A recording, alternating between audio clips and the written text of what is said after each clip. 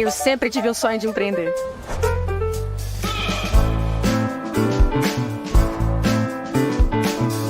E saber que nessa jornada eu tenho com quem contar.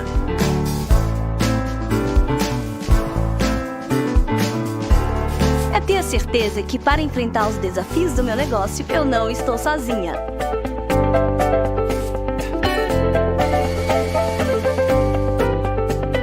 Eu e meus colaboradores podemos contar com capacitação e toda assistência.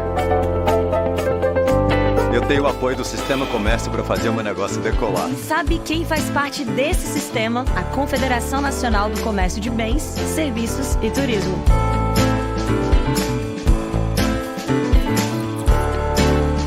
Sete federações nacionais, 27 federações do comércio nos estados e mais de 1.000 sindicatos empresariais do comércio de bens, serviços e turismo de todo o Brasil. São quase 5 milhões de empresas desses setores que geram mais de 22 milhões de empregos diretos e formais. O SESC e o SENAC fazem parte do sistema e são os braços sociais do comércio de bens, serviços e turismo administrados pela CNC, que também trabalha em prol da democracia, da segurança jurídica e do livre comércio para as empresas. É força para você, para Maria, para o João, para Clarice, para o Silva, para o José. O Sistema Comércio está presente na nossa vida e na defesa das empresas. É o trabalho que valoriza o Brasil.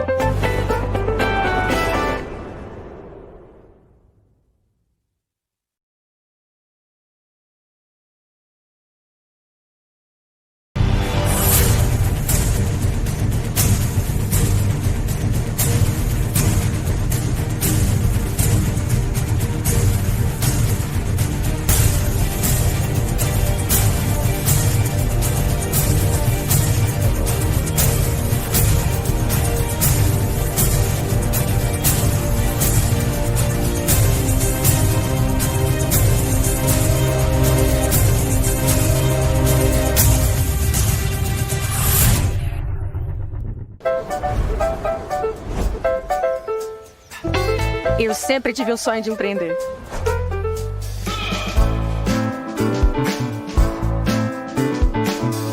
E saber que nessa jornada eu tenho com quem contar.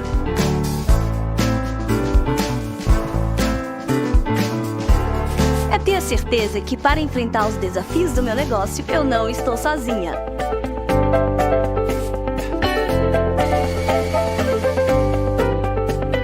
Eu e meus colaboradores podemos contar com capacitação e toda assistência. Eu tenho o apoio do Sistema Comércio para fazer o meu negócio decolar. E sabe quem faz parte desse sistema? A Confederação Nacional do Comércio de Bens, Serviços e Turismo.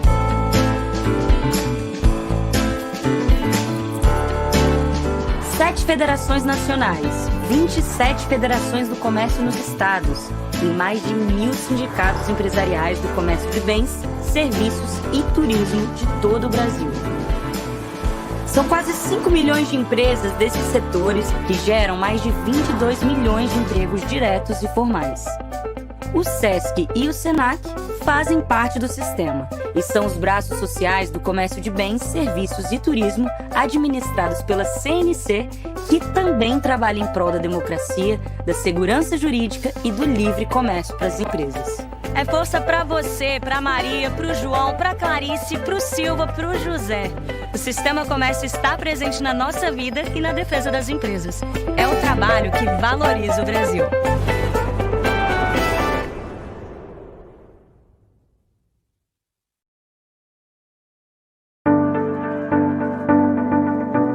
O encontro com a imprensa internacional traz sempre um tema relevante para o mercado global e para o Brasil.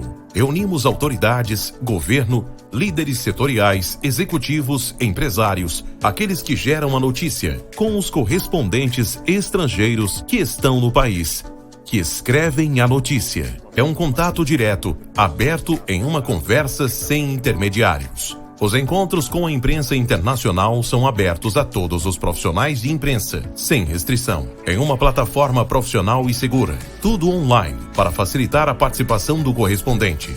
Não há mais fronteira. Não há mais limitação. Informação, notícia, variedade de ideias. Seja bem-vindo a mais um encontro com a imprensa internacional.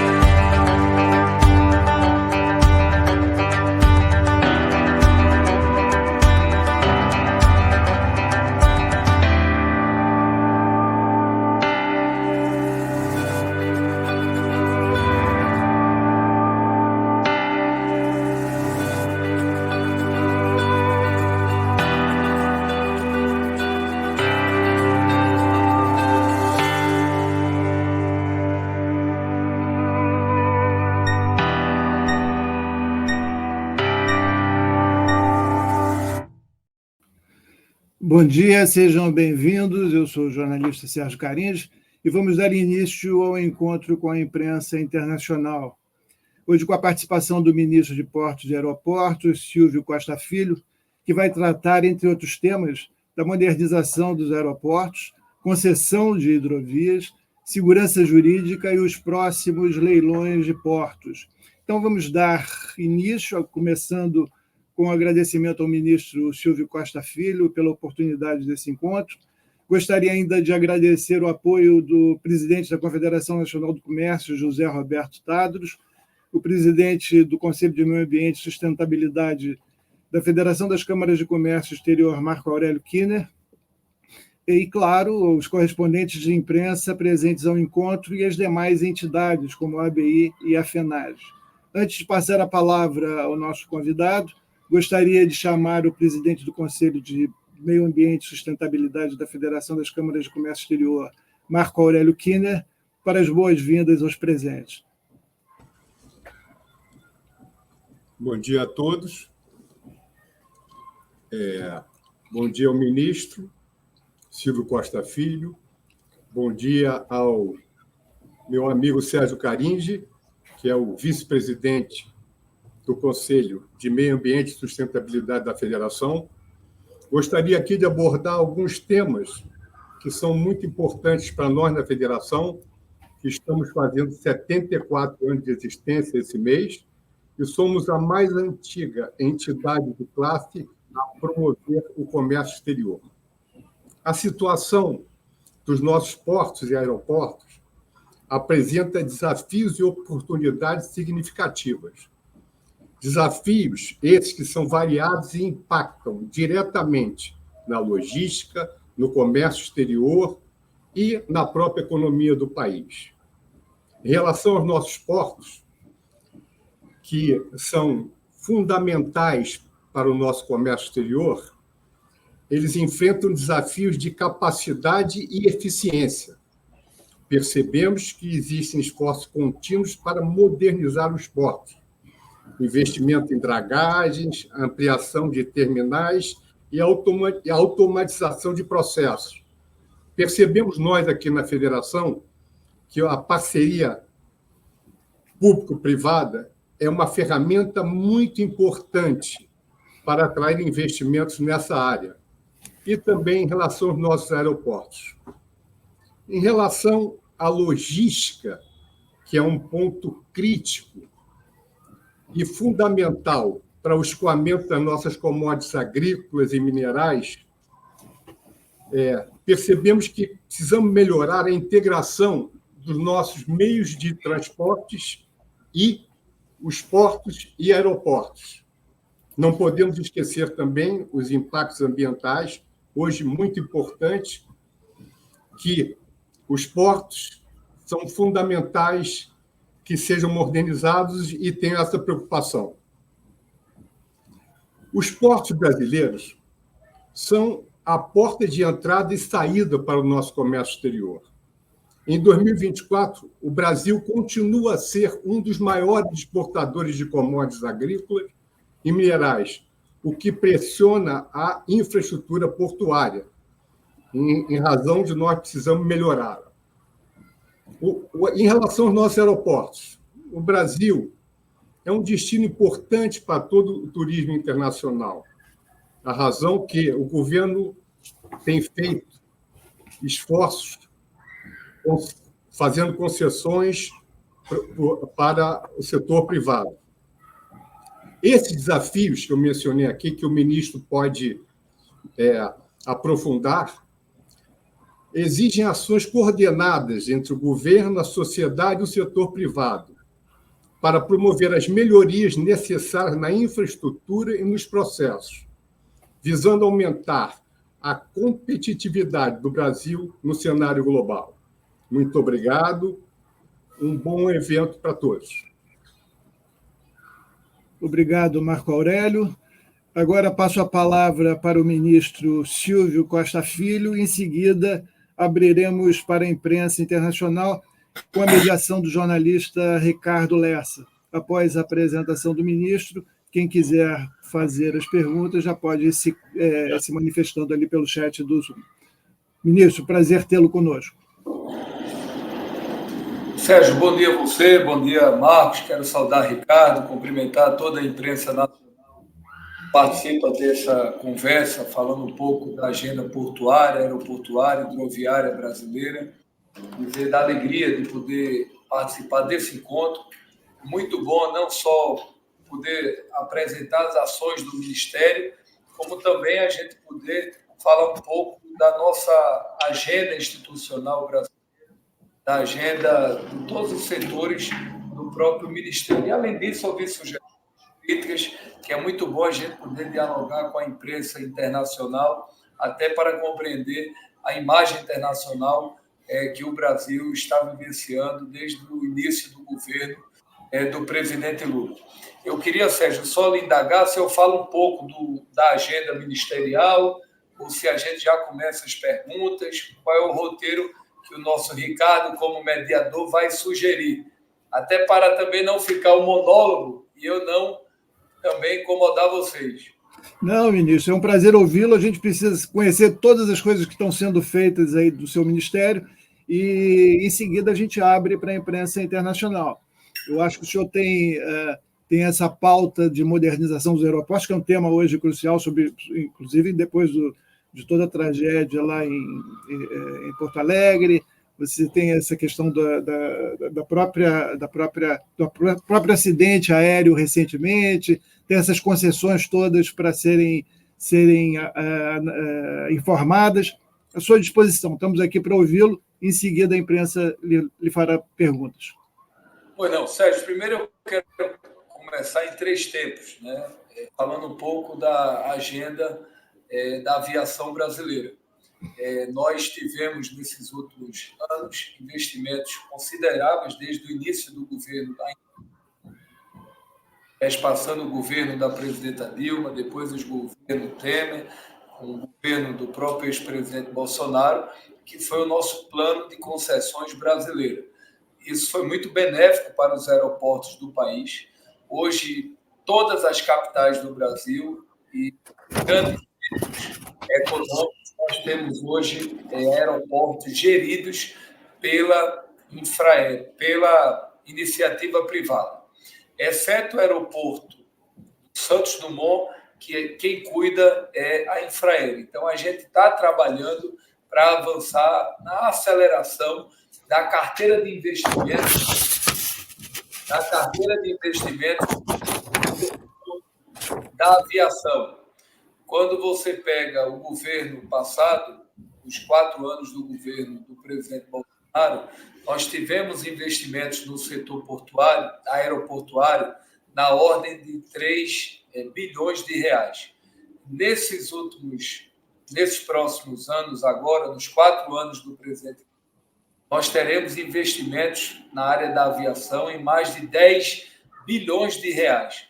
Esse próximo semestre, agora que se iniciou a partir do dia 1º de agosto, nós vamos entregar em torno de 32 novos aeroportos no Brasil, aeroportos requalificados, e anunciar mais 15 aeroportos. Isso em todas as regiões do país. A exemplo, na próxima segunda-feira, lá em Mossoró, no Rio Grande do Norte, vamos a Petrolina, lá em Pernambuco, no sertão do estado. Então, a gente está estruturando esses aeroportos para que a gente possa atender melhor a população brasileira e estimular o turismo de negócio, o turismo de lazer, já que a cada 4 turistas que chegam a uma cidade é um emprego que é gerado para a população. Então, a gente está num trabalho forte aqui no Ministério para poder fazer grandes investimentos na aviação aeroportuária do país. A exemplo também do aeroporto de Congonhas. A gente tinha aí nesses últimos um planejamento de investimentos para os próximos 10 anos. Nós conversamos com a concessionária AENA, investimentos de 2 bilhões de reais, e a gente está acelerando a carteira de investimentos, a exemplo de Congonhas, que é o aeroporto que é o coração do Brasil. É muito estratégico para a aviação brasileira. Então, a gente está trabalhando para acelerar esse plano de aviação. E 3 agendas que, na nossa avaliação, é muito importante, que visam o fortalecimento do setor da aviação brasileira. O primeiro é a redução do combustível da aviação QAV. De maio de 2023 a maio de 2024, nós tivemos uma redução em torno de 22%. A gente está trabalhando ao lado da Casa Civil, do Ministério de Minas e Energia, do Ministério, ao lado de ministérios de maneira transversal, a exemplo do Ministério do Turismo e da própria Petrobras, para haver uma redução no QAV, porque isso ajuda a baixar o preço da passagem. Então, nós já conseguimos avançar nessa direção. Para você ter uma ideia, Sérgio e Marcos, nunca houve uma agenda de crédito para as companhias aéreas. Nesses últimos 30 anos no Brasil, desde a redemocratização, nunca houve uma agenda de crédito que estimulasse o crescimento da aviação. É que nós fizemos. Nós, ao lado do BNDES, ao lado do Ministério da Fazenda, estruturamos uma agenda de crédito para as companhias aéreas. Já foi votado no Senado e deve ser votado na Câmara essa semana, que é a Lei Geral do Turismo. E nessa Lei Geral do Turismo, a Fazenda, através do BNDES, está estimulando, está autorizando uma agenda de crédito na ordem de 5 bilhões de reais. Para quê? Para que as companhias aéreas elas possam comprar novos aviões, elas possam requalificar os aviões que estão existentes, né, que viajam pelo Brasil, que elas possam qualificar cada vez mais os seus funcionários, que possam qualificar funcionários que eles querem contratar. Então, essa agenda de crédito ela será muito benéfica para a aviação brasileira. E o terceiro ponto, que eu julgo ser importante, que é um debate que a gente está fazendo, é em relação à agenda da judicialização. Felizmente, hoje, do mundo, dos 100% da judicialização no mundo, 70% está no Brasil. Então, a gente está trabalhando ao lado das aéreas, ao lado do Poder Judiciário, para que a gente efetivamente busque uma redução na judicialização no Brasil. Então, é mais crédito, custo e com menores custos para se operar no Brasil. Esses 3 eixos é que a gente está trabalhando na aviação brasileira como uma agenda prioritária que está avançando bem. E outra pauta, que é uma pauta que une o governo, o Ministério de Minas e Energia, o Ministério do Meio Ambiente, é uma prioridade do presidente Lula, é que a gente possa também avançar no SAF, que é o novo combustível da aviação, e eu não tenho dúvida que o Brasil pode se transformar dos maiores exportadores de SAF no mundo. Hoje nós já aprovamos um projeto de lei que foi aprovado por quase unanimidade no Congresso Nacional, que é o parlamento aqui do país, onde até 2027, 1% do combustível da aviação tem que ser de SAF e até 2050, em torno de 10% do combustível tem que ser do SAF. Com isso, a gente está estimulando essa agenda do meio ambiente e a agenda da sustentabilidade. Então, esse é o foco que nós estamos dando na aviação. A aviação brasileira cada vez mais é crescente. Quando o presidente Lula assumiu o governo em 1º de janeiro de 2023, Nós tivemos em 2022 98 milhões de passageiros. No primeiro ano do governo do presidente Lula, crescimento do consumo e da renda, crescimento da renda e, a posterior, o crescimento do consumo, que impacta na economia do turismo. Nós saímos de 98 milhões de passageiros para 112 milhões. E a gente espera que esse ano a gente passe de 120. Nossa meta é que nos 4 anos do governo do presidente Lula, com o crescimento do PIB, com o controle da inflação, com a retomada da economia brasileira, a gente possa incluir mais de 40 milhões de passageiros viajando pelo Brasil. Então, nós vamos sair de 98 para 140. É uma meta de incluir mais passageiros nacionais e internacionais que venham viajar pelo Brasil. Esse é o foco nosso na aviação. Vamos falar um pouco agora da agenda portuária. É uma agenda que hoje nos toca pessoalmente. Eu tive a oportunidade de iniciar minha vida pública ainda no movimento. Me elegi vereador do Recife aos 20 anos, depois fui por 3 vezes deputado estadual.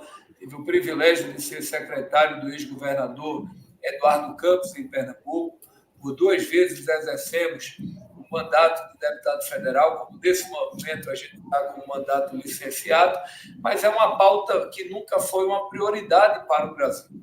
O Brasil sempre discutiu a agenda de rodovias, o Brasil sempre discutiu educação, saúde, segurança pública, discutiu a importância da agricultura para o Brasil, que são temas fundamentais. Mas se você analisar as pautas historicamente no Congresso Nacional, passando os governos, exceto lá atrás, no início do governo, se houve uma prioridade para a agenda portuária. Então, o Brasil, na minha avaliação, tem uma dívida histórica com o setor portuário, um setor tão importante para a economia brasileira. E vou lhe dar um dado. Eu tive o privilégio de suceder aqui o ex-governador Tarcísio, o ex-ministro Tarcísio, governador de São Paulo. O ministério foi desmembrado, o Ministério do Transporte, lá em Ferrovia, que fica em rodovias e ferrovias, e a parte de portos e aeroportos e hidrovias fica aqui no nosso ministério.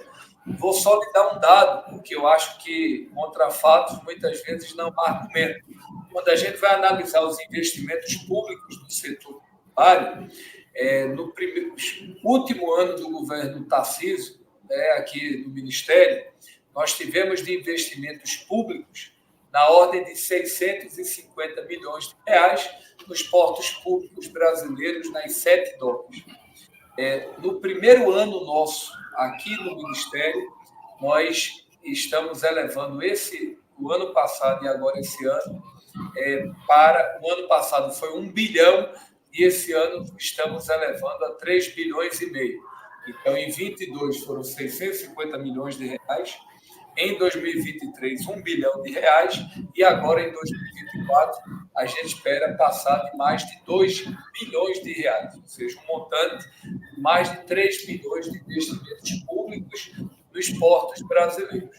E quando a gente analisa os portos privados, e a gente está acelerando os investimentos privados nos portos brasileiros, nós saímos do último ano de 22 do Tarcísio, 3 bilhões e meio de investimentos privados para 10 bi de investimentos privados em 2023 e agora, esse ano, podemos chegar a mais de 12 bilhões de investimentos privados no Brasil, a exemplo da Maersk, lá em Pernambuco, a exemplo de investimentos portuários lá em Santa Catarina, investimentos de ordem de mais de 2 bilhões de reais, investimentos privados no Porto de Santos em mais de 2 bi. Então, tudo isso vai somando, vai fortalecendo os portos públicos e privados brasileiros, que são mais de 300 portos no Brasil, e a gente está aqui no Ministério querendo desburocratizar, facilitar, acelerar procedimentos na área ambiental, criar um ambiente interno que possa, ao lado do Tribunal de Contas da União, ao lado da ANTAC, acelerar investimentos, porque quanto mais investimento, nós estamos falando de geração de emprego e renda, movimentando a economia, e é muito importante. Então, em 2023, nós tivemos ao longo do ano o crescimento do setor portuário na ordem de 6%, 6% investimentos de crescimento em 2023. Nesse primeiro semestre agora de 2024, já chegamos a 4% de crescimento, em cima dos 6% do ano passado.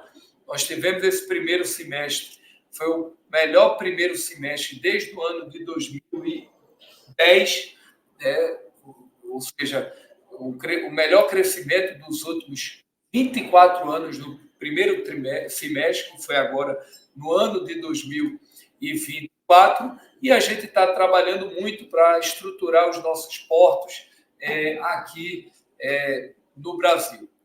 E, além disso, quando a gente fala estruturar os portos públicos, são investimentos em dragagem, em sinalização, em tecnologia, para a gente poder melhorar a governança e a inteligência portuária dos portos públicos brasileiros. O tão falado túnel de Santos, que você conhece bem, que é uma obra lá no Porto de Santos, de São Paulo, é uma obra que demorou mais de 100 anos para sair do papel. Eles passaram por vários ministros que tiveram aqui, e a gente teve o privilégio de, ao lado do presidente Lula, ao lado do governador Tarcísio, estar tirando essa obra do papel. Anunciamos essa obra agora no mês de março com o presidente Lula, governador lá em São Paulo. 6 bilhões de reais, 3 bilhões do Estado e 3 bilhões do governo federal. Já iniciou um debate da formatação do próprio Tribunal de Contas da União, e nós esperamos que agora, em maio de 2025, abril e maio no mais tardar, a gente possa ter a ordem de serviço do túnel de Santos, que ela será muito estratégica para o Porto de Santos. Além disso, estamos fazendo uma PPP lá na dragagem, mais 6 bi de investimentos. Vou dar um dado a vocês. O Porto de Santos, nos 4 anos do ex-ministro Tarcísio, do governo anterior, investiu no Porto de Santos, até porque a lógica era a privatização, 70 bi. Nós, em 4 anos, esperamos investir mais de 5 bilhões de reais no Porto de Santos. Então, esses investimentos serão fundamentais para a gente poder ampliar investimentos no maior porto público do Brasil, da América Latina, que representa 30% da corrente de exportação e importação do Brasil. Além disso, o porto de Itajaí, que é um porto que estava fechado por 4 anos, praticamente a ideia era privatizar, gerou desemprego, gerou desesperança, gerou muitos efeitos negativos e perversos para aquela região ali de Santa Catarina, e conseguimos, através da ANTAC, através de um trabalho coletivo do Ministério, retomar as operações. A Seara assumiu aquela operação e hoje a gente está tendo lá já navios operando. O presidente vai agora, no mês de setembro, participar da retomada do porto de Itajaí, que é muito importante para o desenvolvimento daquela região. Então, assim, nós estamos trabalhando bastante, lançamos o Navegue Simples, estamos trabalhando também na melhor modelo do STS-10, nós estamos acelerando a nossa carteira de investimentos aqui através dos nossos leilões. Nós temos uma carteira no PAC de investimentos privados, que é o maior volume de investimentos do Brasil, 60 bilhões de reais de investimentos, dos quais nós devemos ter, desses 60, mais de 15 bi através de leilões, que a gente já iniciou no ano passado, e esse ano nós devemos ter mais 9 a 11 leilões, e até o final do governo do presidente, 33 leilões, a gente está vendo um CAPEX juntando investimentos na ordem de mais de 15 bi. Então, nós estamos trabalhando bastante, com foco no fortalecimento portuário. Quando a gente fala no crescimento de 4% esse primeiro semestre, só o setor de contêineres cresceu 22%. Então, na medida que o agronegócio cresce, na medida que a celulose cresce no Brasil, no momento que a gente tem um fortalecimento de fertilizantes, fortalecimento de granéis sólidos, de granéis líquidos, isso tudo vai fortalecer o setor da proteína animal.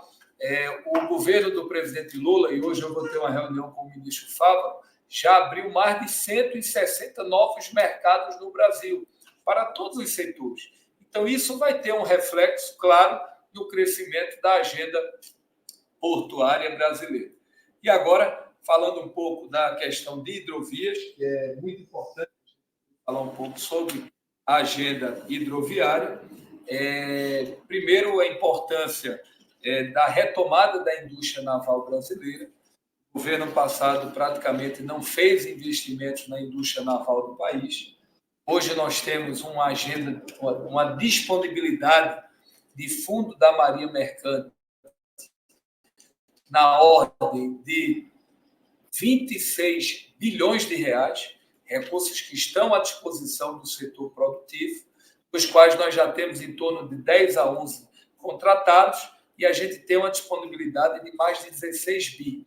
A gente está trabalhando uma portaria interna, trabalhando na desburocratização do Fundo da Marinha Mercante. No governo passado, praticamente não se houve investimentos do fundo. A gente conseguiu viabilizar a liberação desses recursos para que a gente possa fazer a gestão ao lado do BNDES. No governo passado, o ex-ministro Paulo Guedes, esse dinheiro do fundo ele voltou para o OGU, porque isso significa menos investimentos, menos navegação, menos investimentos portuários. A gente está hoje com um ativo liberado de 26 bi, dos quais nós temos em torno de 10 a 11 bi já liberados, já contratados, para que possam os grupos empresariais fazer esses investimentos na parte de navegação, que é muito importante. E a gente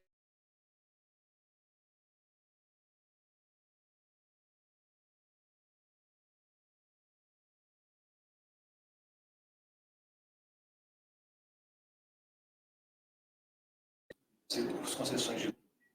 É isso que eu estou tentando. Oi, Sérgio. Estou ouvindo, ministro. Estou aqui te ouvindo. Tá. Porque a tela aqui ficou preta, perdão. Então, a gente tem hoje 26 bi à disposição, dos quais nós temos 10 bi contratados. A gente está baixando uma portaria, possivelmente, na próxima semana. A gente está detalhando e está colocando que do fundo da Marinha Mercante, 70% é foco na navegação, retomada da indústria naval do país, e 30% para estimular projetos portuários. Então, estamos trabalhando, há um trabalho conjunto entre Petrobras, Casa Civil, Ministério de Portos, para que a gente possa avançar nessa indústria. Criamos aqui no Ministério a Secretaria Nacional de Hidrovias, que foi a primeira vez na história que o Brasil tem uma Secretaria Nacional Hidroviária do país. A gente está trabalhando 5 novas hidrovias que possam ser feitas. Para vocês terem uma ideia, o Brasil tem hoje 18 mil quilômetros de hidrovias navegáveis. A gente espera chegar a 42 mil hidrovias. Como vocês sabem, a cada 25 barcaças, são 500 caminhões a menos da estrada. Então, além de ajudar na mobilidade urbana, a gente vai reduzir o custo logístico do Brasil, porque há uma redução entre rodovias e hidrovias em quase 40%, do custo logístico. Então, o governo do presidente Lula tomou a decisão de priorizar a indústria naval, a indústria hidroviária do Brasil. A gente está trabalhando ao lado da ANTAC, projetos como o do Rio, a hidrovia do Paraguai, a hidrovia do Lagoa Mirim, a hidrovia do Tocantins, que é do Arco Norte, muito importante para aquela região norte do Brasil, a hidrovia do Madeiro. Então, tudo isso a gente está em discussão técnica, discussão ambiental, em processo de escutas à sociedade através de audiências públicas, para que o Brasil, pela primeira vez, tenha um plano logístico integrado, hidroviário, que vai ajudar no escoamento da produção brasileira. Só para vocês terem uma ideia, na hidrovia do Tocantins, nós vamos sair de 2 milhões de movimentação de toneladas para 20 milhões de toneladas. Então, toda aquela região norte ali do Brasil, que é aquela região do Arco Norte, ela vai ter um ganho consideravelmente na sua produtividade. E, além disso, o Brasil criou a agenda através da ministra Simone Tebet, que ela está pilotando, são as rotas da integração que a gente quer interligar pontes, ferrovias, hidrovias, estradas, aeroportos, como o aeroporto binacional que nós anunciamos lá, com o Paraguai, com o Uruguai, o aeroporto binacional, que nós fomos lá no início do ano anunciar esse aeroporto integrado. Então, assim, há no Brasil hoje uma visão estratégica com a América do Sul, com a América Latina, e um foco, claro, na integração entre esses países, sobretudo com foco nas hidrovias. De maneira que nós estamos aqui à disposição para a gente poder conversar um pouco mais sobre o Ministério, e a palavra está franqueada. A gente tem, na próxima semana, vamos anunciar aqui no Ministério a portaria da debêntures, que a gente vai também fazer debêntures aqui para o setor portuário. A gente está tendo um olhar para a COP30, que é muito importante. A gente está trabalhando que mais companhias aéreas internacionais venham operar no Brasil. A gente está fazendo uma agenda permanente com os grandes players internacionais de portos. Então, é um trabalho conjunto, né, operativo entre todas as secretarias e o Ministério sob a orientação do presidente Lula.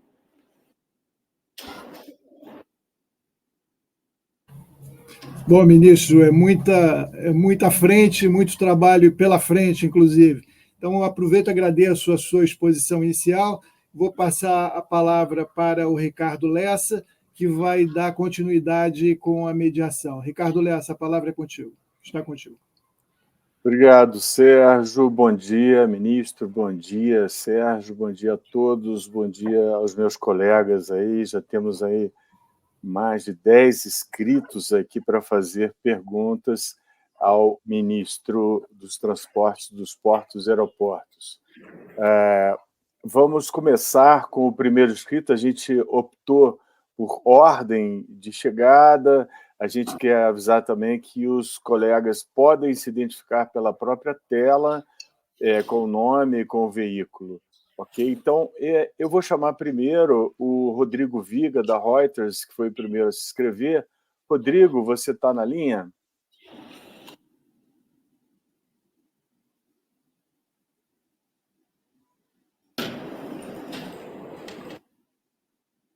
Alô, Rodrigo, você está na linha?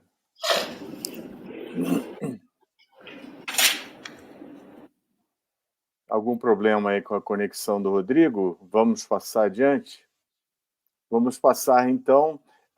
Temos também escrito Gabriel Araújo, da Reuters. Gabriel, você está na linha, Gabriel? Bom dia, estou aqui. Você me ouve? Ouço o Gabriel. Ô, Lessa, só de maravilha. Rodrigo não pode. Ponto aí, Riviera. Eu voltei. Ponto binacional. Estou de volta. Uruguai.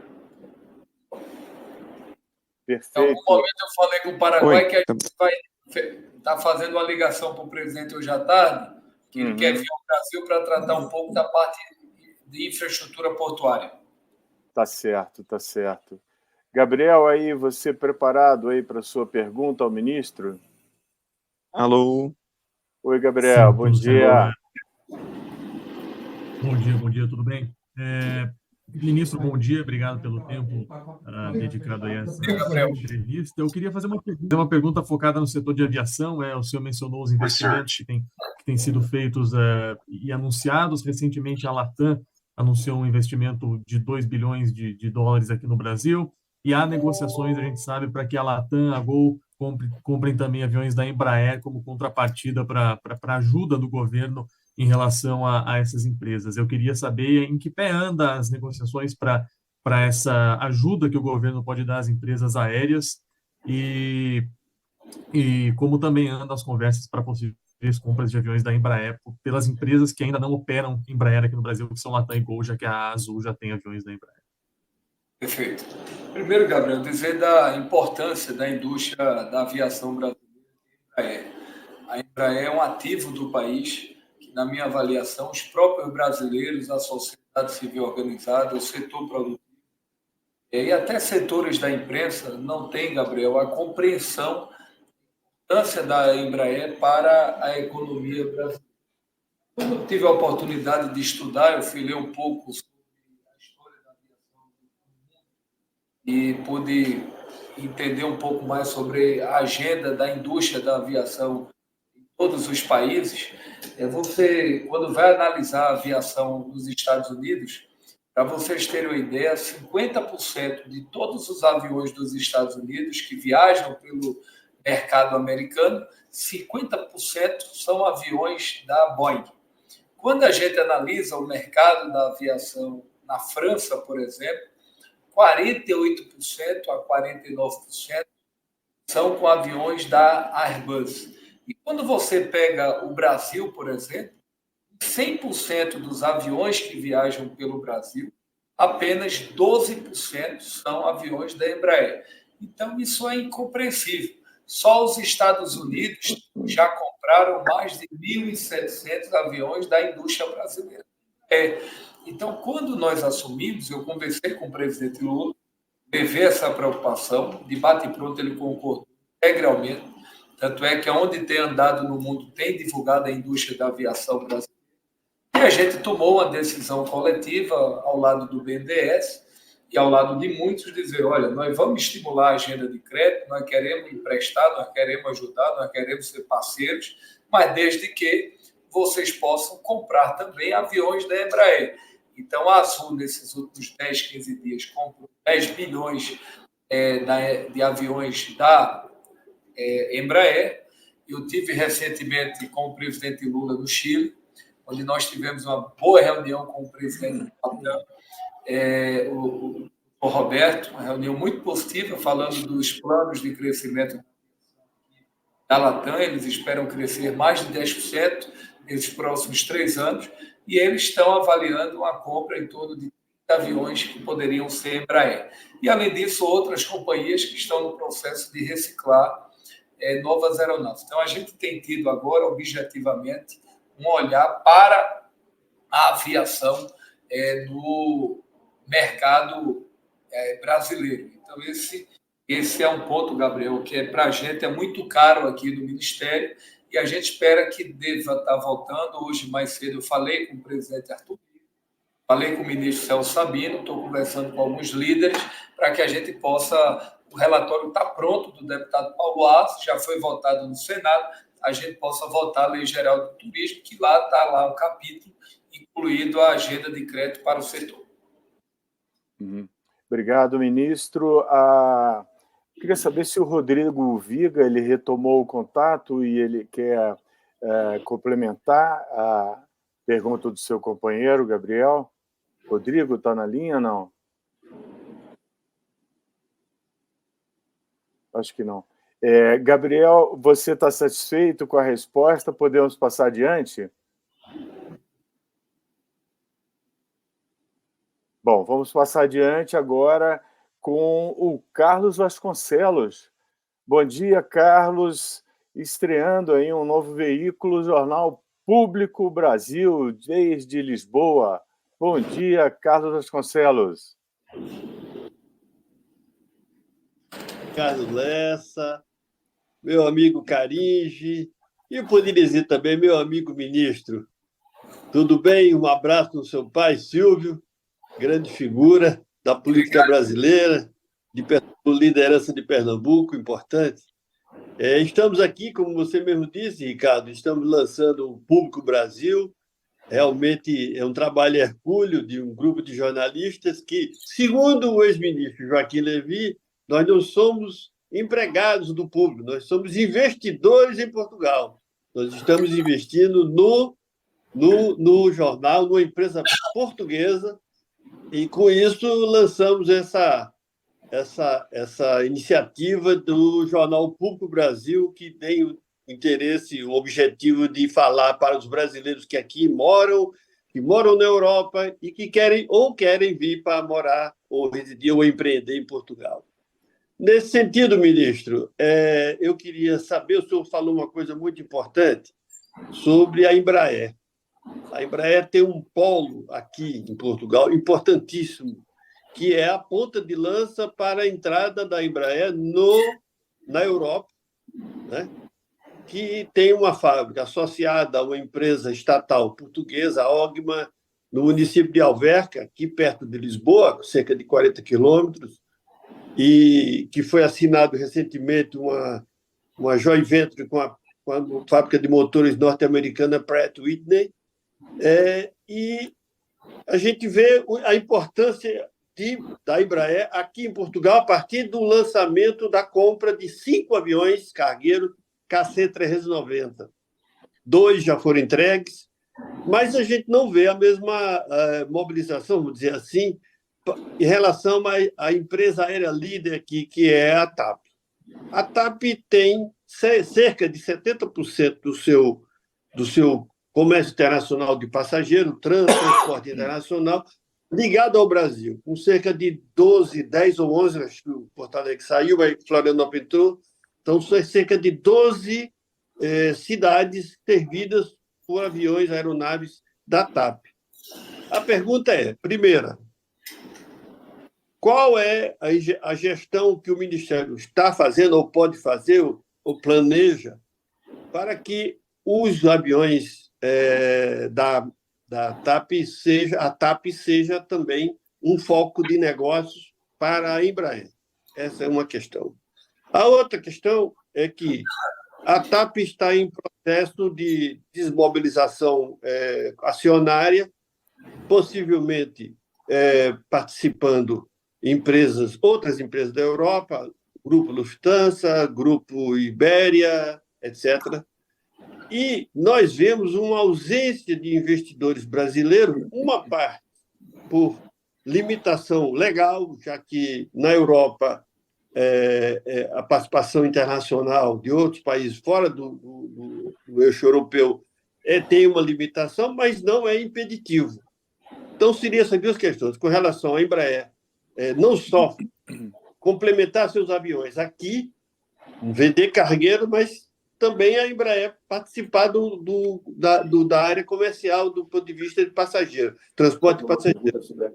Último, a participação na questão a participação na empresa. Parece uma novidade, na compra, possivelmente, da empresa. De lançar mão de fundos, né? Alguns que já existiam. Deixa eu entrar um minutinho, por favor. Um fundo social, que é uma coisa emergencial. Estamos tendo vazamento de áudio. Também no fundo da Civil, né? No pacote. Queiram deixar seu microfone vazio.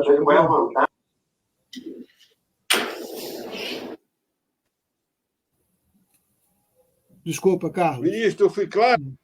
Claro, perfeito. Estava só tendo outra conversa no grupo. Primeiro, lhe dar um abraço, Carlos, dizer da alegria de poder me reencontrar, me parabenizar pelo trabalho, pela biografia, né? Me colocar à disposição para sempre que possível a gente dialogar sobre o momento aí do Ministério, da agenda econômica brasileira. Estou muito animado com o momento que vive o Brasil, fortalecimento das nossas instituições, um diálogo permanente com a imprensa, um respeito à imprensa, que isso é fundamental para qualquer democracia, um diálogo com as instituições. Eu acho que o Poder Executivo, dialogando com o Legislativo, com o Judiciário, com o Parlamento, isso é muito benéfico, porque isso dá ao Brasil uma paz institucional e, sobretudo, do ponto de vista econômico. Eu vejo que a gente está tendo um crescimento econômico que tem surpreendido a muitos. Vocês sabem, quando o presidente Lula assumiu o governo, o mercado financeiro precificava XP, Febraban, BTG, entre outros, precificava que o Brasil em 2023 cresceria 0,8% e em 2024 cresceríamos 1,2%, nas melhores das hipóteses. Agora não, nós crescemos no ano passado 3% em 2023 e esse ano todos os players econômicos, as principais agências, estão colocando o Brasil com a perspectiva de crescer até mais de 3%. Nós estamos tendo o controle da inflação, o aumento do poder de compra da população, mais de 95% das categorias brasileiras tiveram aumento na renda, a gente está tendo o controle inflacionário, a gente está tendo a retomada do investimento público, do investimento privado, isso vai impactar do crescimento da economia, como a gente já tem percebido os números, apesar ainda da taxa de juros que está alta, o Banco Central lá segurando, mas eu espero que com a redução da taxa de juros agora em setembro do FED nos Estados Unidos, o reequilíbrio do mercado também chinês, a gente possa ter uma redução nos juros que vai impactar mais crédito. Por que é que eu estou colocando isso? Porque eu estou, Carlos, muito animado com o momento que vive a economia do país. E em relação à TAP, que passou aí por um processo nesses últimos 10 anos de reestruturação, entrou, né, em recuperação, depois o governo português teve que fazer aportes com recursos do OGU local para poder dar um apoio à TAP. Eu recebi aqui há pouco mais de 30 dias da TAP, tivemos uma boa conversa. Eles querem ampliar cada vez mais investimentos aqui no Brasil. Você tem uma ideia, nesses últimos 2 anos, a aviação da TAP aqui no país cresceu mais de 15%.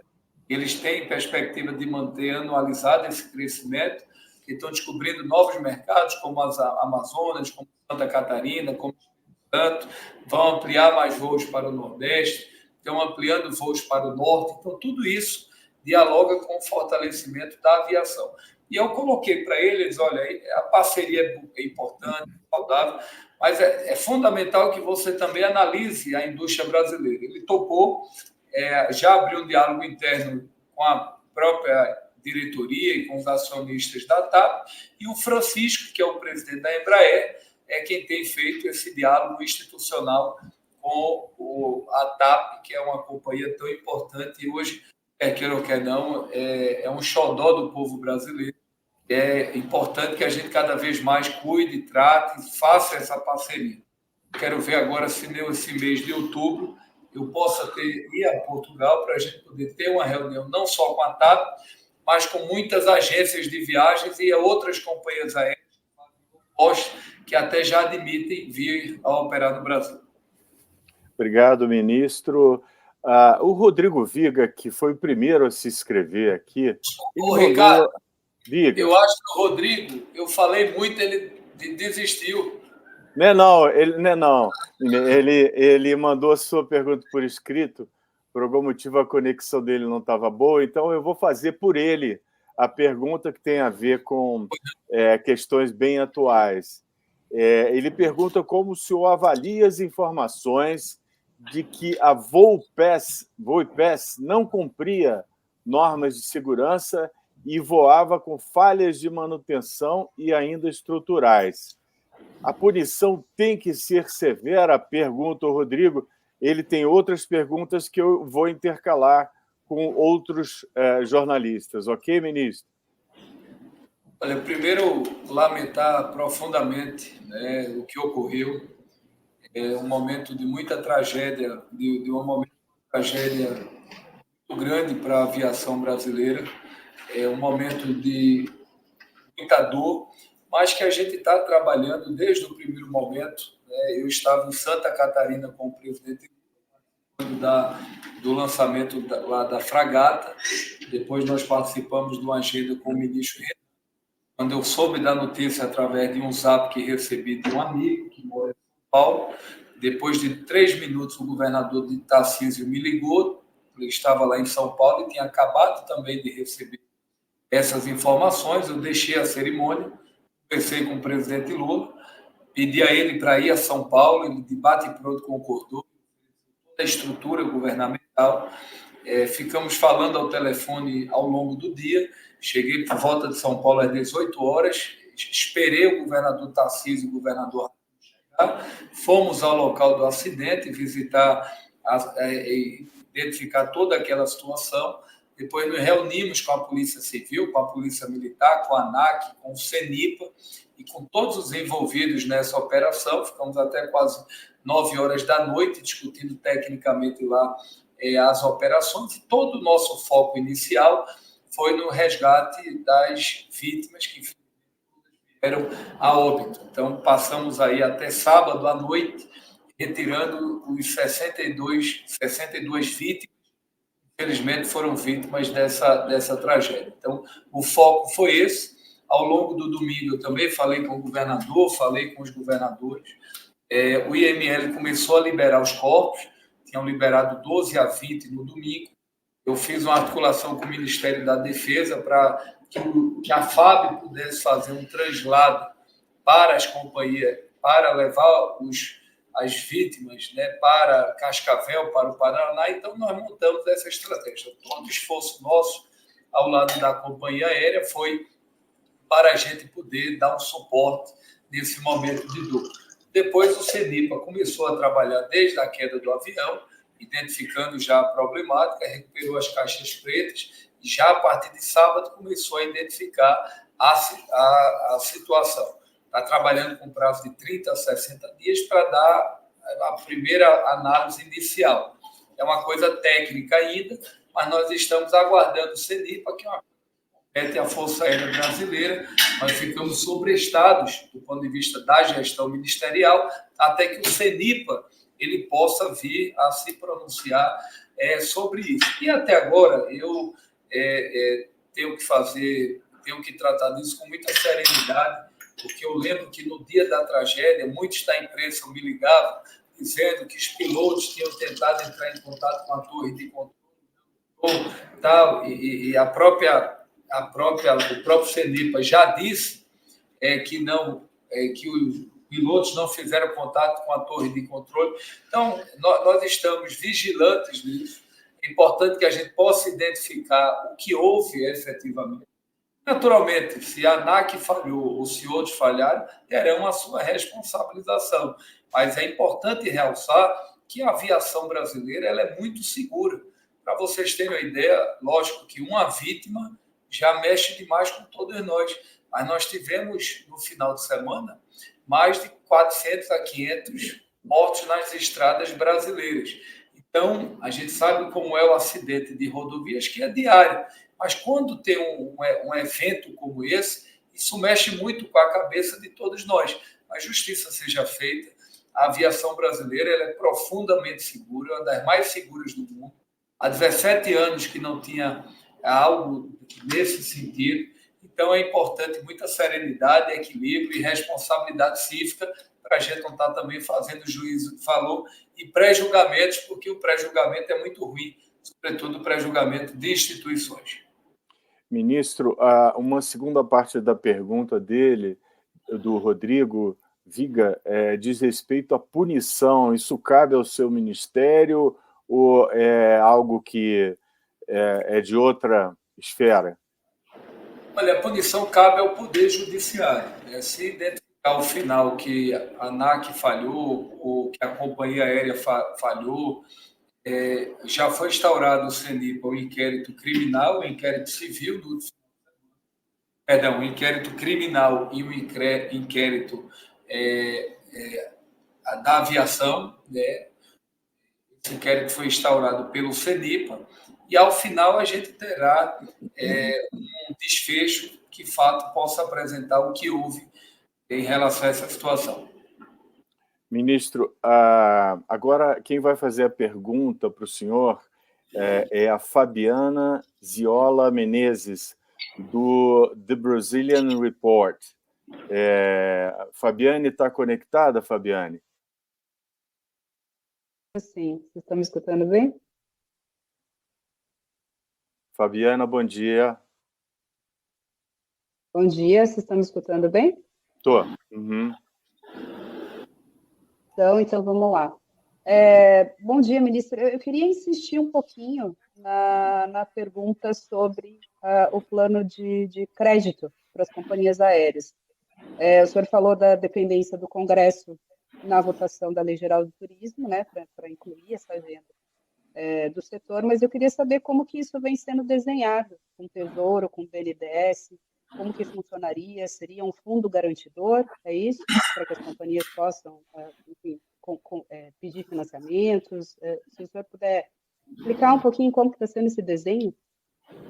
Perfeito, muito boa pergunta. Primeiro, o fundo ele é oriundo do FENAC, que é o Fundo da Aviação Brasileira. Esse é um fundo que, para vocês terem uma ideia, nos 4 anos do governo anterior, ingressaram nos cofres do Ministério em torno de 20 bilhões de reais, que são recursos que deveriam estar disponíveis para as companhias aéreas.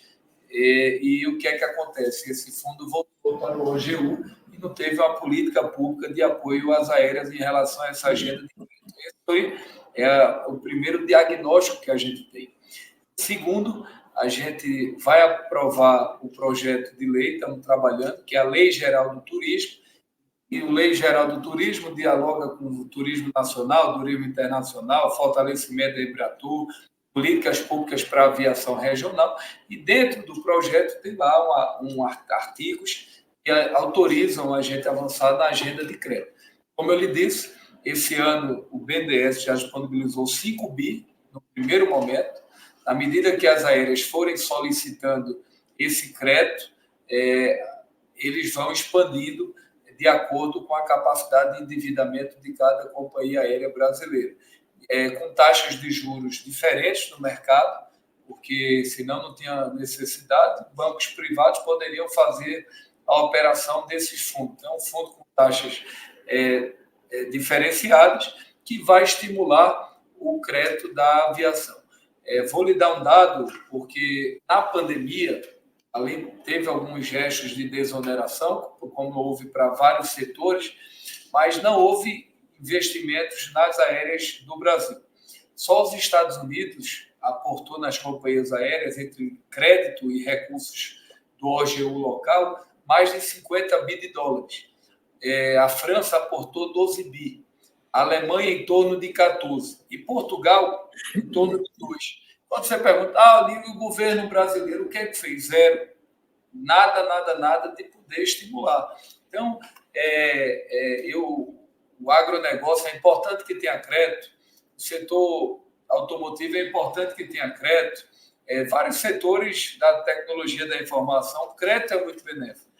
Mas eu perguntava, quando cheguei aqui no Ministério, por que é que nunca se teve um tratamento para as aéreas? E aí, de fato, nunca houve, e agora que a gente tem tentado ajudar, e eu estou confiante que efetivamente isso avance, e é muito importante para a aviação brasileira. Obrigado, ministro. Vou seguir, então, a lista aqui de jornalistas que se inscreveram. No final, a gente pode retomar algumas dúvidas que restaram. Eu vou chamar agora o jornalista Rogério Gelmayer, do BN Américas. Rogério, você está na linha, nos escuta?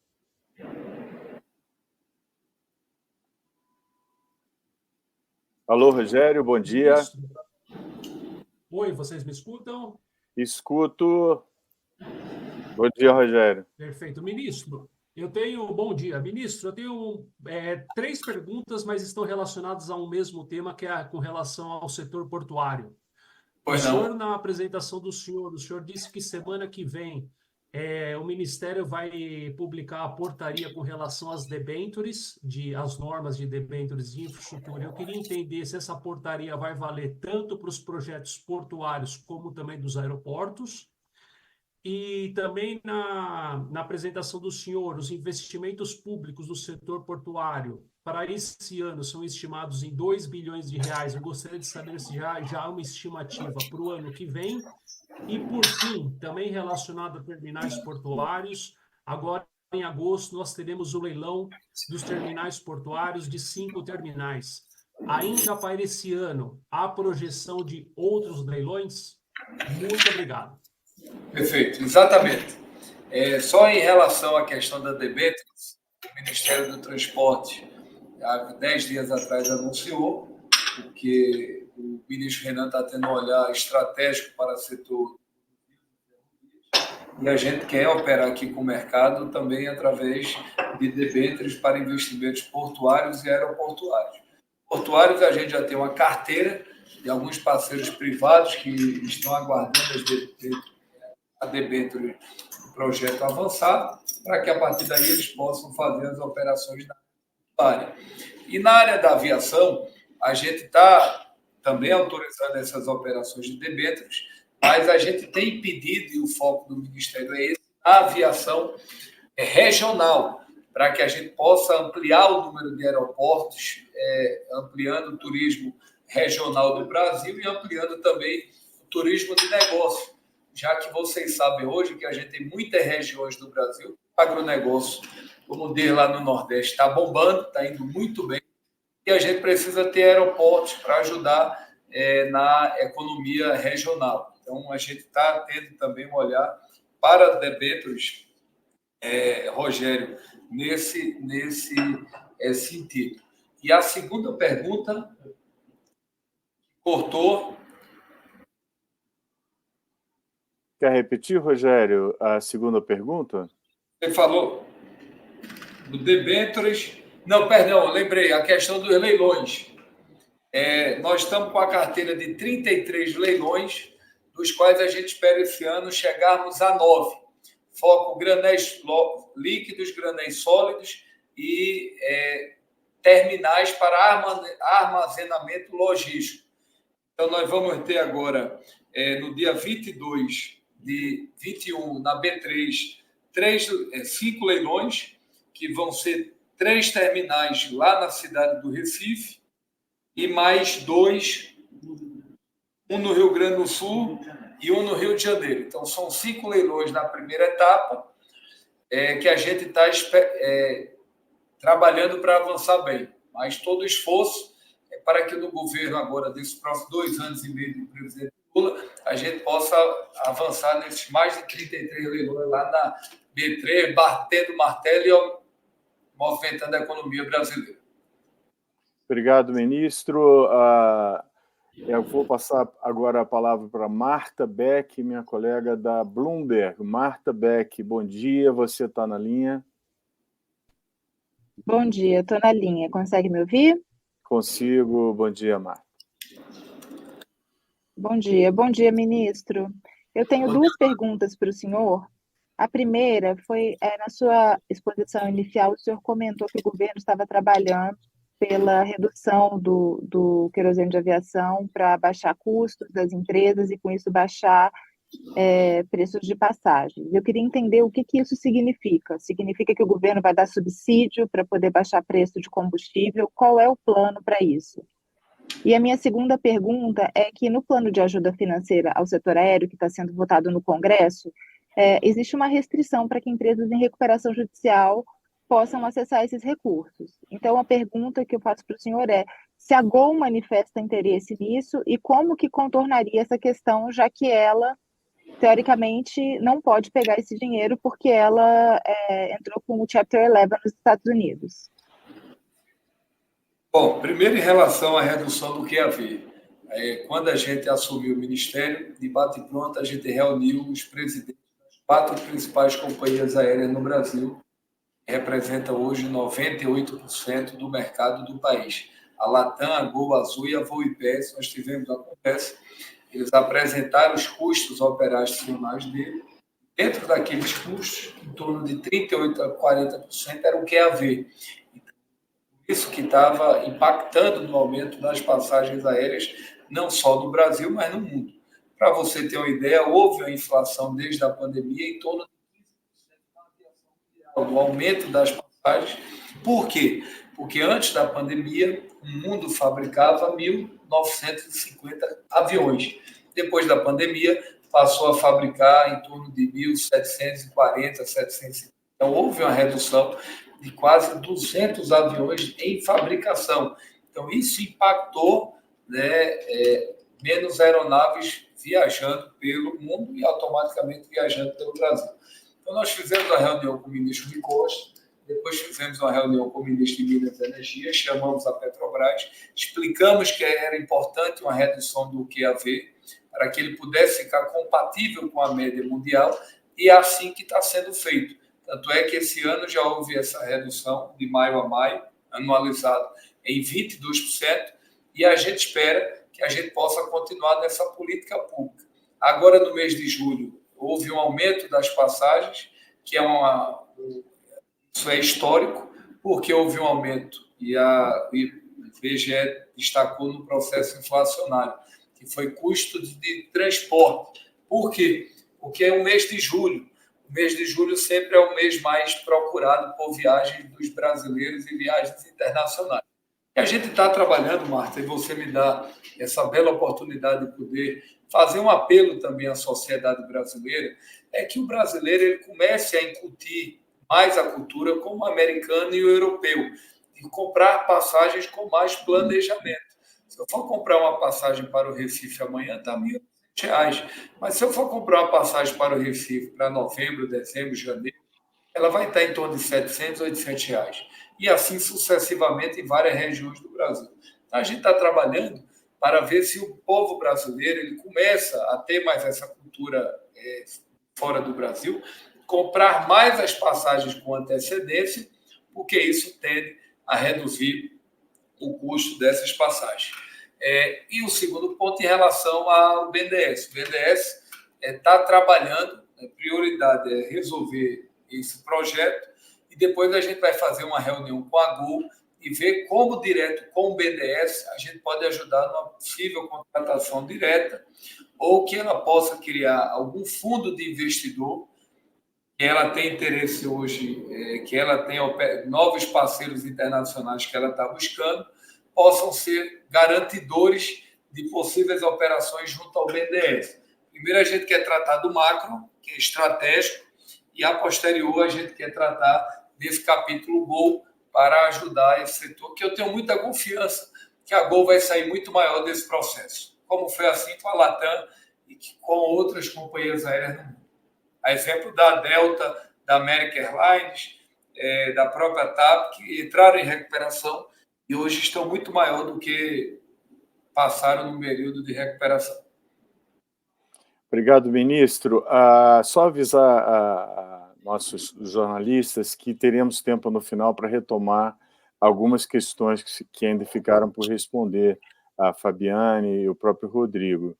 Então, eu vou passar agora para seguir a fila aqui, que temos o Pô Ramirez, acho que a pronúncia é essa, se não for me corrige, da France Press. É isso, Pô? Bom dia, você está na linha? Pau. Bom dia, bom dia.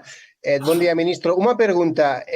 O Brasil, as estatísticas mostram que tem praticamente um acidente aéreo a cada 2 dias. E desde 2014, nos últimos 10 anos, são quase 400 acidentes com vítimas mortais. Por que esses números tão elevados? Olha, primeiro em relação aos voos comerciais, numa grande proporção, a gente não tinha desde o ano de 2017. E acidentes com voos, jatos ou aviões de pequeno porte, eu não sei de onde você tirou esse dado aí, só para... Porque eu acho que a ANAC não tem essa informação. Foi da ANAC esse dado? Foi da onde? Quer responder, Pô, por favor? A CENIPA. Oi, Pô, A CENIPA, o Centro de Prevenção Aéreo.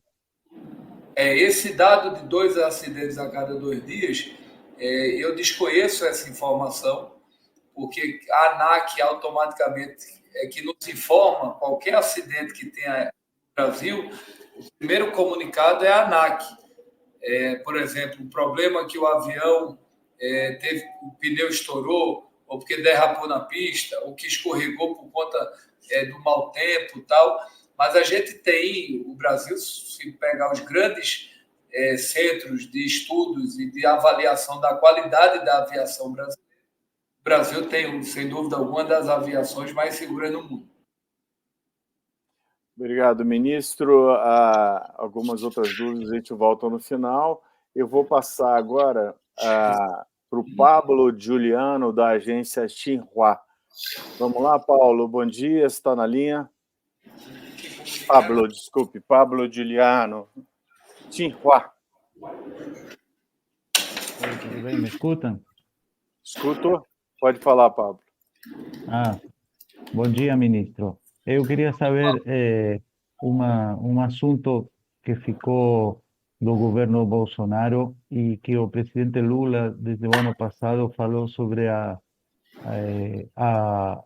o fim do projeto de privatização do Porto de Santos. Queria saber quais são as perspectivas do Porto de Santos, que é o maior da América Latina, e quais são as próximas ações sobre os investimentos públicos no Porto de Santos.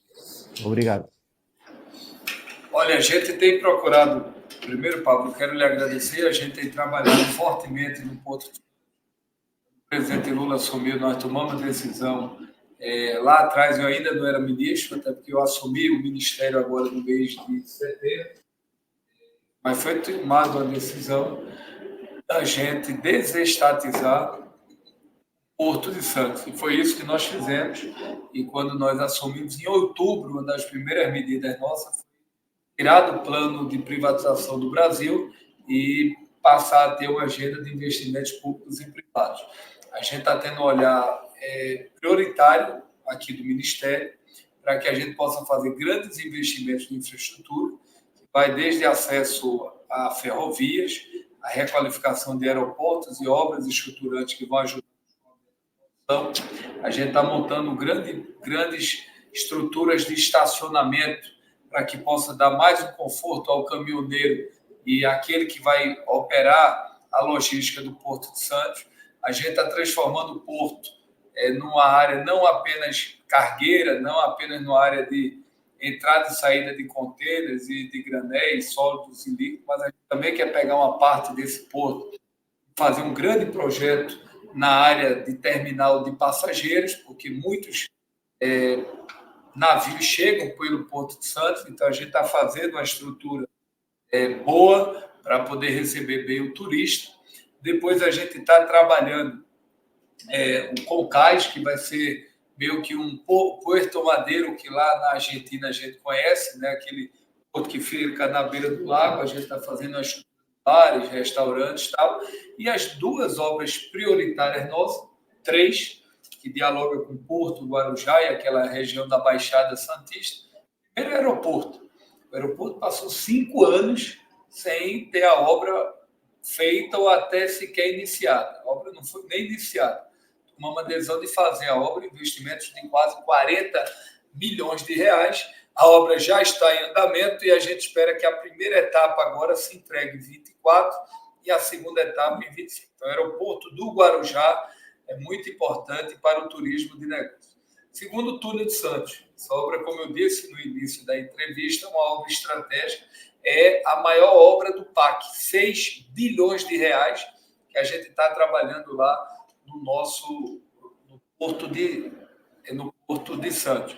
E a terceira obra importante, que é a dragagem. Por quê? Porque todo ano tem que se fazer a dragagem de manutenção. A gente quer aumentar a competitividade dos portos brasileiros, sobretudo a do Porto de Santos. Hoje a gente tem um calado lá de 14, a gente quer levar para 17, porque isso a gente vai ampliar os navios maiores, que são esses novos navios internacionais, que começam a operar na costa europeia e na costa americana. Então, na hora que aumenta o calado, aumenta os navios, aumenta o navio, é mais volume de carga, e mais volume de carga é mais capacidade de escoer produção no Brasil. Então, esse é o olhar nosso estratégico, a visão do Porto de Santos, interliga com a China, com o Japão, com a Europa, com a América do Sul. Então, a gente está tendo efetivamente um olhar muito caro a essa questão, como também no combate lá ao tráfico de drogas, né, o tráfico de entorpecentes. Foi montado ao lado da Polícia Federal, da Receita Federal e da Autoridade Portuária, uma agenda que efetivamente dialogue com a segurança também e a redução das drogas ali no porto. Obrigado, ministro. Obrigado, Pablo. Eu vou passar agora para o Carlos Moreno, e só para avisar que está terminando também o nosso tempo. Quem quiser se inscrever, por favor, se inscreva. Últimas 3 perguntas, a agenda do ministro também está apertada. E vamos para a pergunta do Carlos Moreno, da agência F. Carlos, bom dia, você está na linha? Bom dia, ministro. Carlos Moreno, da agência F. Eu gostaria de você falasse pouco mais. Você falou que nos próximos anos, depois dos 4 anos do governo do Bolsonaro, em que teve privatização de vários aeroportos, teve investimentos por 4 bi, e você falou de que nos próximos anos tem previsão de investimentos de 10 bi nos aeroportos. Queria que você aprofundasse pouco isso. E também você mencionou as conversações que teve com a AENA, para acelerar os investimentos em Congonhas. Queria saber se você pode profundizar também um pouco mais as conversas que você teve com a AENA, se são investimentos que já estavam programados no leilão, ou se são novos investimentos e como vai ser a aceleração desses investimentos. Perfeito. Primeiro, conversando, Moreno, pela AENA. A AENA é um excelente parceiro, nós estamos muito felizes com a AENA no Brasil. É um grande operador aeroportuário aqui no país e nós estamos muito felizes, né? Como eu disse, os espanhóis aqui cuidam parte da aviação. Eles têm o Bloco Nordeste, entre outros aeroportos no Brasil, estão fazendo investimentos em todas as regiões que eles operam. E quando a gente assumiu, eu falei com o Santiago, que é o presidente da AENA, e pedi a Santiago para ter um olhar especial sobre Congonhas. São investimentos, todos eles, que já tinham sido feitos nos leilões lá atrás, então já são investimentos contratados. O que nós fizemos foi pedir para acelerar os investimentos e ajudar de maneira transversal em relação a licenças ambientais, qualquer imbróglio jurídico de desapropriação, e é o que nós estamos fazendo com eles para acelerar o investimento. Segundo, em relação aos 10 bi da aviação, são oriundos de investimentos de todos esses leilões e concessões, perdão, de todas essas concessões que foram feitas nos últimos 15 anos, dos quais o governo do presidente Lula e da presidenta Dilma foi o que mais avançou nessa legislação, nessa agenda de concessões da aviação. Então, a gente tem esses 10 bi nos próximos anos. Nesse ano agora, nós vamos ter 3 bi de privado e mais 1 bi da Infraero, que é quem cuida da aviação brasileira. Então, nós estamos falando 10 bi em 3 anos e esses 4 bi, a nossa meta é agora, ao longo do ano de 24. Como eu disse, nós temos a inauguração de 33 aeroportos que foram requalificados, ou anúncio mais 15 de novos aeroportos que a gente vai anunciar no Brasil. Obrigado, ministro. O Rodrigo Viana, o Rodrigo Viga, desculpe, Rodrigo Viana é outro colega. Rodrigo Viga, que se inscreveu aqui em primeiro lugar, ele não estava conseguindo se conectar. Eu pergunto se ele está na linha agora. Eu estou aqui. Vocês estão me ouvindo? Estou te ouvindo. Rodrigo? Tudo bem, ministro? Rodrigo, tudo bem? Tudo firme? Desculpa. Bem, querido.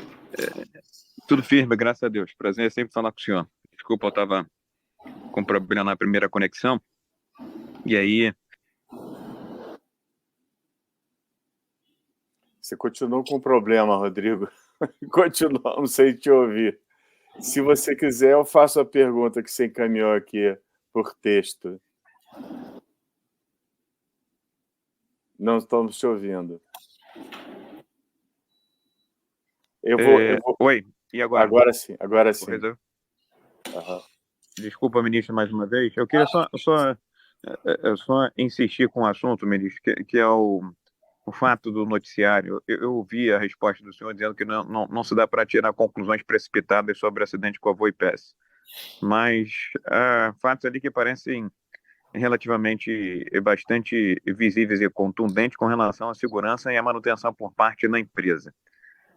Como é que o senhor pretende, na condição de ministro, de alguma forma cobrar ou interpelar a empresa com relação a esses protocolos, a esses procedimentos? Essa é a pergunta número 1. A pergunta que eu queria complementar é o seguinte, que cortou logo no comecinho, sobre as conversas entre aviões Embraer para a Latam, né? Que ainda não usa aviões Embraer. São 30 aeronaves e uma perspectiva também, ministro, sobre o leilão desse mês, né, das concessões dos terminais portuários. Salvo engano, Rio de Janeiro e Recife tem mais uma praça. O senhor acha que vai ter corrida, vai ter disputa, vai ter concorrência? Mais um overview do que o senhor está esperando aí antecipadamente. Obrigado mais uma vez a todos. Obrigado, Rodrigo. Vamos lá, ministro. A palavra é sua. Primeiro, em relação a esse episódio, mais uma vez que nós falamos em relação à Voipes, nós vamos atuar dentro da lei. Nós vamos atuar de maneira correta, de maneira transparente, mas o que nós estamos aqui vigilantes no Ministério é para que a gente possa aguardar, de fato, a perícia, aguardar o diagnóstico do CENIPA, para a gente não estar por aí encontrando culpados ou tentando encontrar culpados. Eu acho que é hora de muita responsabilidade, porque é um tema muito sensível, além de nós estarmos lidando com vidas, nós estamos também lidando com a empresa aérea, que apesar desse episódio, tem também a sua história, né? Tem mais de 28 anos de mercado, e é o primeiro acidente aéreo que houve dessa companhia. Lógico que nós gostaríamos que não tivesse ocorrido, mas são 28 anos de história que a gente não pode depositar essa história na lata e estar por aí falando tudo, fazendo pré-julgamento. Eu acho que seria irresponsabilidade da nossa parte. Então, por isso que a gente está com muita parcimônia para poder efetivamente tratar disso. Segundo, a Latam, de fato, abriu um diálogo com a Embraer. A gente tem trabalhado para que a Latam possa avaliar a compra de aviões da Embraer, mas a gente não pode impor. Isso seria incompreensível o governo brasileiro dizer, olha, vou impor que eu quero que compre e tal. Até pelo livre mercado, seria um sinal muito ruim do Brasil às empresas internacionais que operam aqui, não apenas em portos de aeroportos, mas em portos, em rodovias, em petróleo e gás, entre outras áreas. Então, é importante que a gente possa respeitar o livre mercado e criar, de fato, esse bom ambiente institucional entre o privado e o público, respeitando as regras do jogo. E o terceiro ponto, em relação, são 5 leilões. O secretário nacional de Portos, Alex, ele tem colocado que já apareceu muitos interessados, querendo entender mais esses projetos, para a gente poder identificar, querendo mais informações sobre esses projetos. A gente espera que seja um leilão exitoso. São 5 leilões, dos quais 4 serão terminais para operação de granéis sólidos, e um que é o do Rio de Janeiro, que é o de granéis líquidos. Então, esses 5 a gente está na expectativa que dia 21 na B3 apareça interessado e a gente possa lá bater o martelo, provendo mais investimentos para o Brasil. Obrigado, ministro. Eu vou chamar de novo a Fabiane Ziola. O senhor respondeu, em parte, a questão dela sobre os portos, mas eu acho que ela ainda tem uma dúvida. Fabiane, por favor. Tudo bem, ministro. O senhor já falou dos investimentos no Porto de Santos, mas eu queria insistir para saber se o governo já tem uma decisão sobre a retomada ou não da concessão, da licitação do STS-10. E quais seriam os planos que vocês estão estudando, né, na alternativa de realmente não haver mais essa concessão? Quais são as alternativas que estão em estudo? Olha, primeiro eu até lamento porque que o ex-ministro Tarcísio e a área técnica do TCU demorou tanto tempo. Foram 4 anos do STS-10 aqui no Ministério. Passou muito tempo essa pauta sendo discutida, passava pelo TCU, voltava tal, e não avançou. E o que mais me impressiona nesse processo é que só foi discutido uma visão única.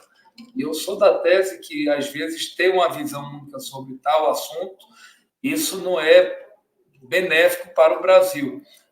Quando nós assumimos, nesses últimos 8 meses, nós tivemos várias demandas de todo tipo no Ministério. É o Porto de Itajaí, é o Galeão, é a situação de retomada de investimentos. Então, vocês sabem que aqui todo dia tem uma agenda desafiadora a tocar pela frente. A nossa área técnica, a Secretaria, vai estudar o STS-10.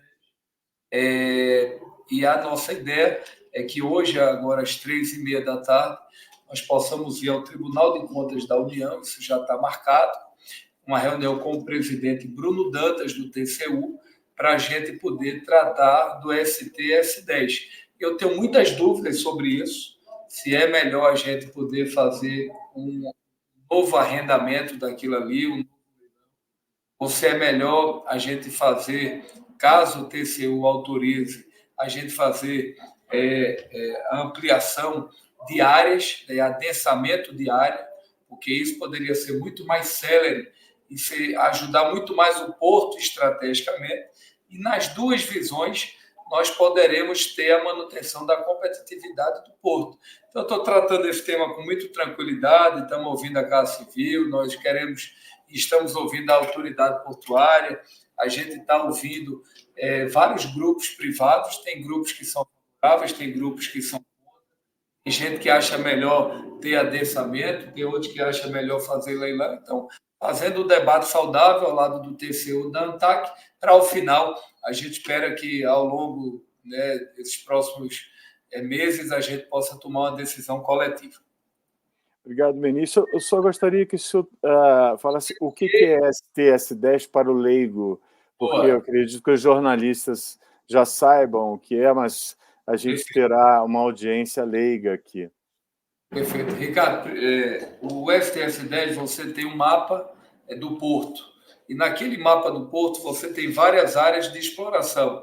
Área de terminal marítimo, área de combustível, área de contêineres, área de grãos, entre outros. E lá tem uma área que hoje tem lá um grupo operando, que é Ecoporto, e tem outra área que é a TIL, né?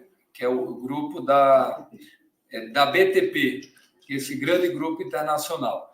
Então, nessa área portuária, eles querem tirar esses dois grupos privados, o STS-10, e faz um grande terminal de operação portuária. Essa é a ideia do STS-10. Então, a dúvida que tem é, faz esse leilão nessa área específica e faz essa concessão para algum parceiro internacional, ou a gente pega a BTP, amplia a área que tem.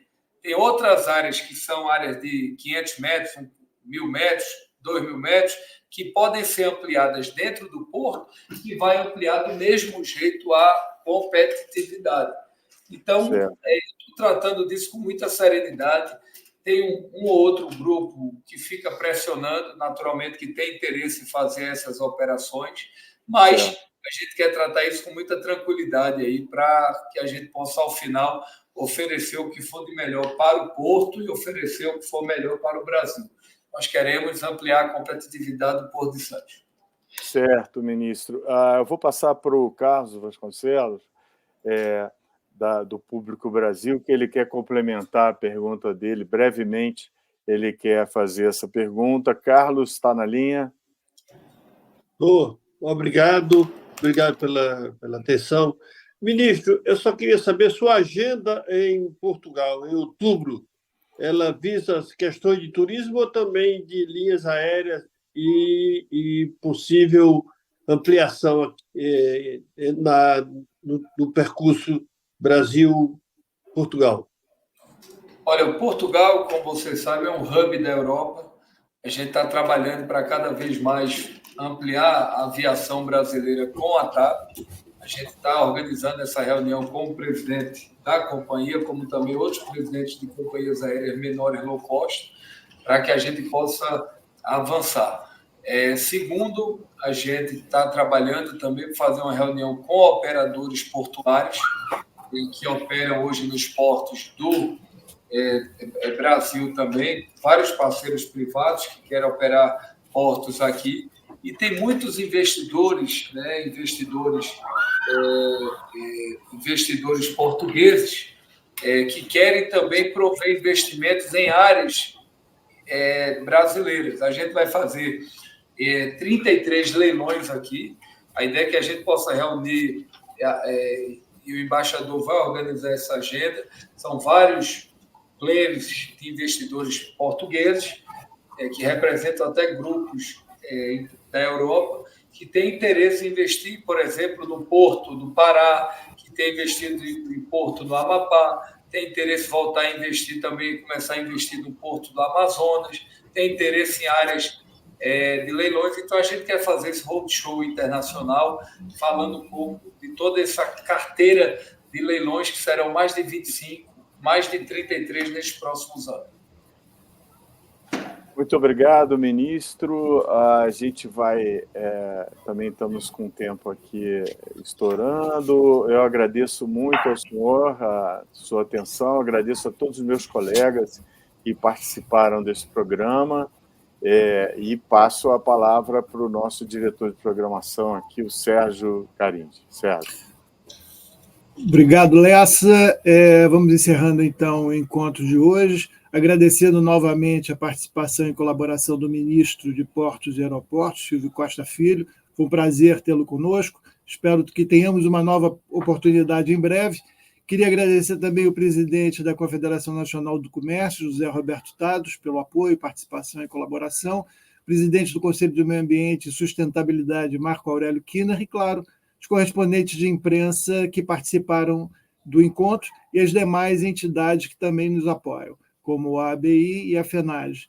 O nosso próximo encontro, como sempre, será aberto a todos os correspondentes de imprensa que estejam interessados em participar. Obrigado e até o próximo.